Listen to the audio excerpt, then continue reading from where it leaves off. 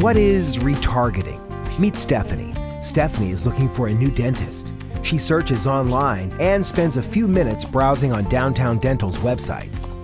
She likes what she sees, but before she has a chance to call up and make an appointment, she's distracted by her kids. The next day, Stephanie goes online to look for dinner recipes. Stephanie may have forgotten about Downtown Dental, but they haven't forgot about her.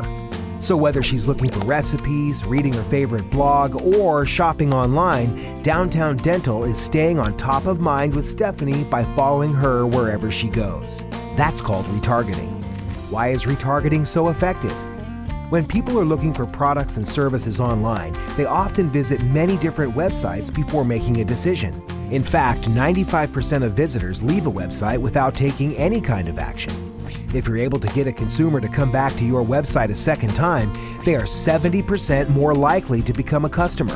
Retargeting keeps your business top of mind with customers who have previously shown interest in your company.